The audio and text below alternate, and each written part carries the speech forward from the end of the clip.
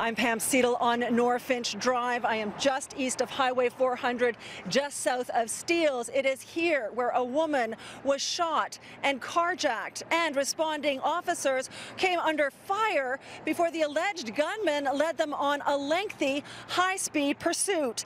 Tammy Sutherland now with how the chaos that erupted here actually began to unfold a short distance from here a few hours earlier. It started with what first appeared to be an unrelated shooting overnight near Keele and Finch.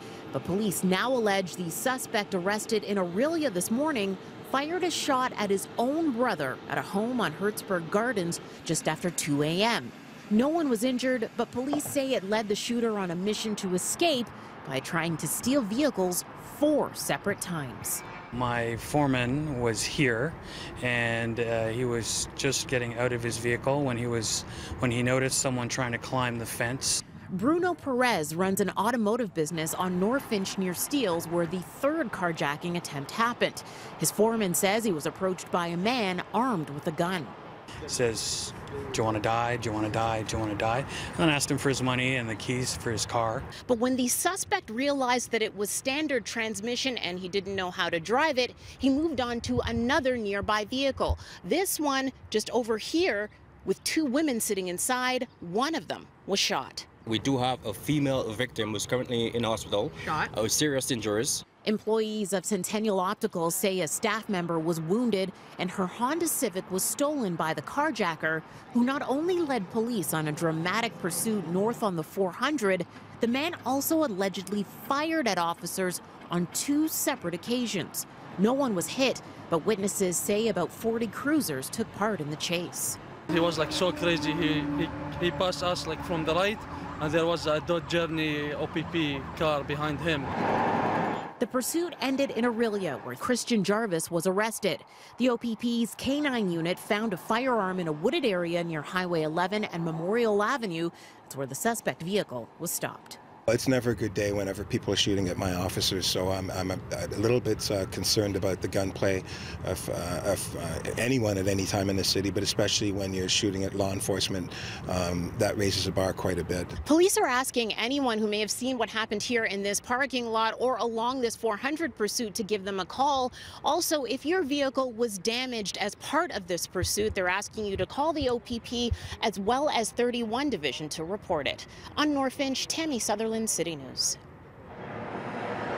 Now, police don't even like to call this a pursuit. They call it a tactical following and say it was extremely successful. Nonetheless, they are facing some criticism today for some of the collateral damage that was done during the chase. A pickup truck suffered serious damage after it was struck by an OPP vehicle during the pursuit, which is raising questions if public safety was put at risk during the chase. Investigators say while officers had to drive at high speeds, the methods they used were still safe and necessary. As a general rule, suspect apprehension pursuits of this type of nature don't normally carry on as long as they did, but we were dealing with an individual who had fired upon police. We knew he was armed, we knew he was dangerous, and we knew he had to be apprehended. I can tell you that we're going up above 100 kilometers an hour, but I can't talk to the exact speeds that we're doing at any certain times.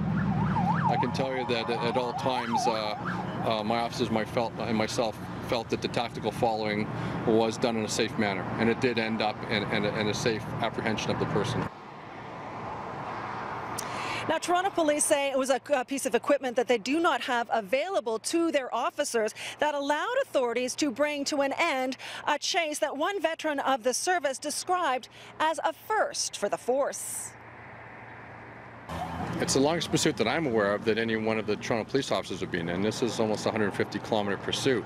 The OPP had laid their spike strips out right at the 400 and Memorial Drive, and that resulted in disabling the motor vehicle in question. And then as a result, and the OPP laid that out. Yeah, it's theirs. But Toronto police don't carry them at all? Well, not in our divisional car, but we don't here as an operational divisional unit. The spike belt was absolutely instrumental. Now, Christian Jarvis is the suspect. Police say he showed absolutely no remorse when he was arrested, was in fact angry and belligerent. They say he will face, quote, a cascade of charges, but they don't even know how many yet.